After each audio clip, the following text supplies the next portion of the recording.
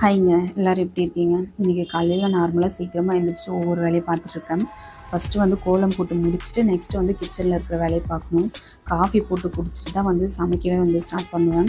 Night வந்து பாத்திரம் எல்லாமே க்ளீன் பண்ணிவிட்டு கிச்சன் அவ்வளோ க்ளீனாக வச்சுட்டு போனேன். காலையில் வந்து காஃபி போடும்போது பால் வந்து கொட்டிடுச்சு. எனக்கு தெரியும் எப்போ வந்து க்ளீன் பண்ணாலுமே ஏதாச்சும் நம்மளுக்கு எக்ஸ்ட்ரா வேலை இருக்கும். இன்றைக்கி என்னடா இது வேலையே இல்லைன்ற மாதிரி யோசிச்சுட்டே வந்து ஃபில்ட்ரு பண்ணேன். அது எப்படி தான் கீழே ஊற்றிச்சுன்னே தெரியல. சரி ஈர துணியை வச்சு துடைச்சிட்டு அதுக்கப்புறம் வந்து காஃபி குடிச்சிட்டு பூஜையுமே பண்ணிட்டேன். பூவெல்லாம் இன்றைக்கி எதுவுமே இல்லை. சிம்பிளாக வந்து விளக்கேற்றி சாமி கும்பிட்டுட்டு பச்சைப்பயிறு வந்து நைட்டு முத்தி ஊற வச்சுருந்தேன். கொஞ்சம் அதிகமாகவே ஊற வச்சுட்டான். சரி இதை வந்து நம்ம நார்மலாக வந்து அவிச்சிட்டு தாளிக்கிறத விட இதை வந்து முளை கட்டி வச்சுக்கலாம்னு சொல்லிட்டு ஃபில்ட்ரு பண்ணிவிட்டு நல்லா வந்து க்ளீன் பண்ணிவிட்டு அதுக்கப்புறம் ஜூஸ் ஃபில்டரில் வந்து போட்டிருக்கேன். ஒரு மேலே வந்து ஒரு தட்டு போட்டு மூடிட்டு நம்ம வந்து வெயிட் வச்சுக்கலாம்.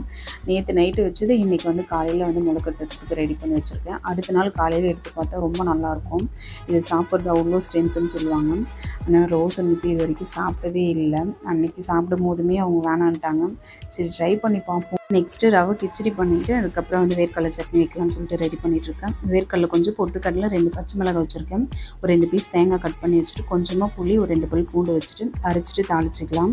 ரவை கிச்சடிக்கு வந்து கேரட், பீன்ஸு, வெங்காயம், தக்காளி, பச்சை மிளகாய் காரம் வேணுன்ற அளவுக்கு வந்து கட் பண்ணி வச்சுக்கலாம். வீட்டில் இருக்கிற குட்டீஸ் எல்லாம் வளர்ந்துட்டாங்கன்னா சுத்தமாக வந்து வெஜிடபிள்லாம் அந்தளவுக்கு எடுத்துக்கவே மாட்டாங்க.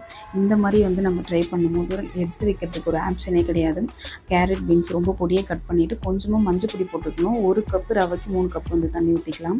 அப்போ தான் இது கரெக்டாக வெந்து வரும். பொங்கல் மாதிரி இருக்கும் சாப்பிட்றதுக்கு. 2 கப்பு வச்சு அந்தளவுக்கு இருக்காது. கிச்சடி வந்து ரெடி பண்ணியாச்சு. வேர்க்கடலை சட்னி அப்புறம் வெள்ளரிக்காய் வச்சு சாப்பிட்டாச்சு.